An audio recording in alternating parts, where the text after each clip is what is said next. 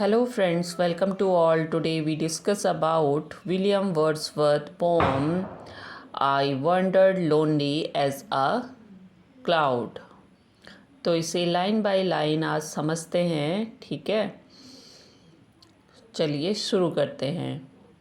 I wandered lonely as a cloud that floats on high over vales and hills। तो यहाँ पर Wordsworth कहते हैं कि वह बादल की तरह अकेला इधर उधर घूम रहा था। वॉन्डर्ड का मतलब है बिना किसी उद्देश्य के इधर उधर घूमना, ठीक है।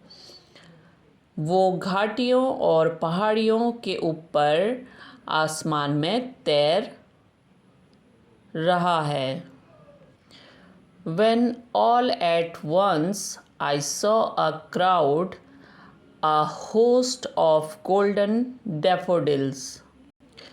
जब एकदम से मैंने बहुत बड़ी संख्या में देखा बहुत सारे पीले रंग के सुनहरे डैफोडिल्स को। तो इसका अनदर टाइटल क्या है? डैफोडिल्स है, ठीक है, इस पोअम का another title. Beside the lake, beneath the trees, fluttering and dancing in the breeze।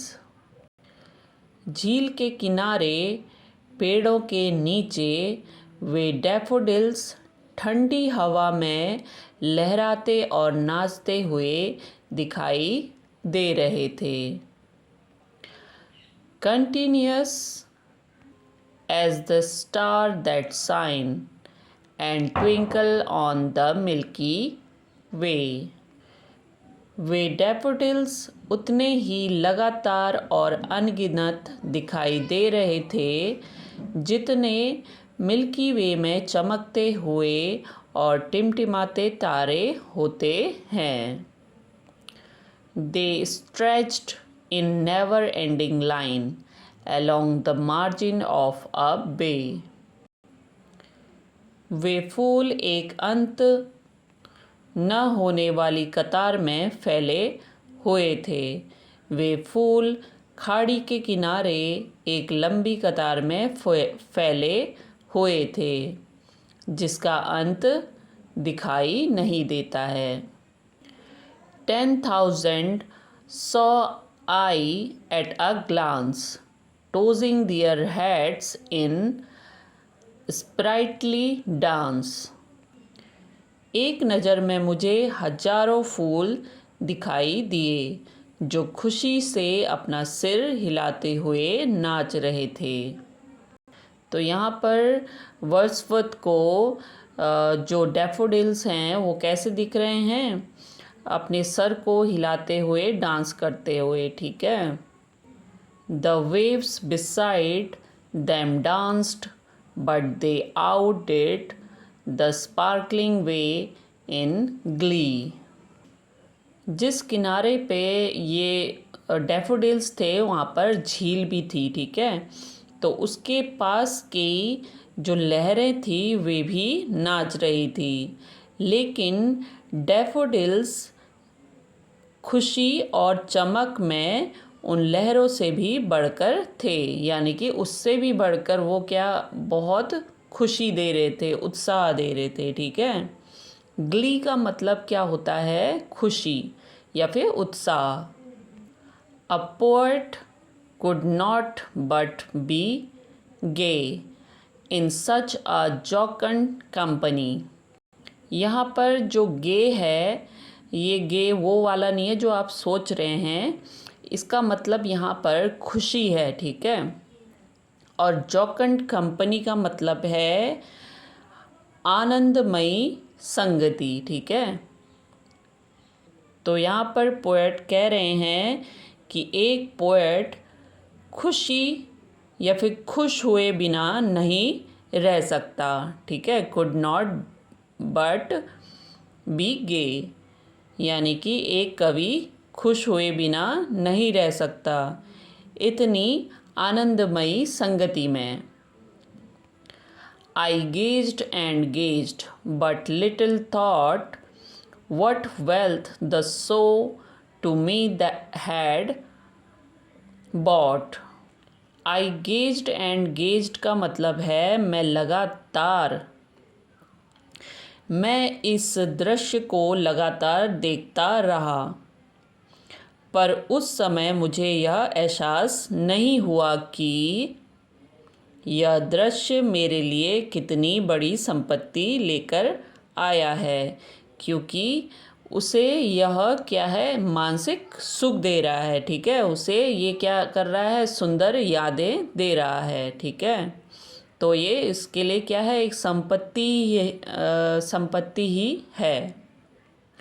For oft when on my couch I lie, in vacant or in pensive mood. For oft यानी कि क्योंकि अक्सर जब मैं अपने बिस्तर पर लेटा होता हूँ। कॉच का मतलब है बिस्तर या फिर सोफ़ा, और लाई का मतलब क्या है, लेटा होना। ठीक है, तो जब मैं अपने बिस्तर पर लेटा होता हूँ, खाली या गहरी सोच में डूबे हुए मन स्थिति में, they flash upon that inward eye which is the bliss of solitude. तो वे फूल मेरी मन की आँखों के सामने आ जाते हैं। इनवर्ड आइज़ क्या है, अंतरात्मा वाली आँखों में। ठीक है, तो वो मन की आँखों के सामने आ जाते हैं, और यही अकेलापन का सबसे बड़ा आनंद है। सॉलिट्यूड का मतलब क्या है, अकेलापन, और एक कैसा अकेलापन है, खुशनुमा, आनंद भरा। And then my heart with pleasure fills and dances with the daffodils. और तब मेरा हृदय आनंद से भर जाता है, और वह भी डैफोडिल्स के साथ नाच रहा होता है। तो यहाँ पर ये पोम एंड होती है। अब हम इसके क्वेश्चंस देख लेते हैं। When was the poem Daffodils was published? 1807। जब विलियम वर्ड्सवर्थ 1802 में अपनी बहन डॉरथी के साथ लेक डिस्ट्रिक्ट घूमने गए होते हैं, तो वे अपनी गाड़ी से देखते हैं ढेर सारे डैफोडिल्स को, तो ये पोएम उनको याद करके लिखते हैं। ठीक है, What is the another title of the poem Daffodils? I wandered lonely as a cloud. 10,000 saw I at a glance. What did Wordsworth see at a glance? तो एक नज़र में किसको देखते हैं, डैफोडिल्स को, और इसमें फिगर ऑफ स्पीच कौन सा है, हाइपरबली, क्योंकि यहाँ पर बड़ा चढ़ा के बोला गया है कि एक नज़र में 1000 चीज़ देख ली है उन्होंने। ठीक है, they flash upon that inward eyes. In this line they refers to daffodils. I wandered lonely as a cloud.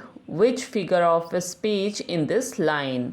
Simile, क्योंकि यहाँ पर as का प्रयोग किया गया है।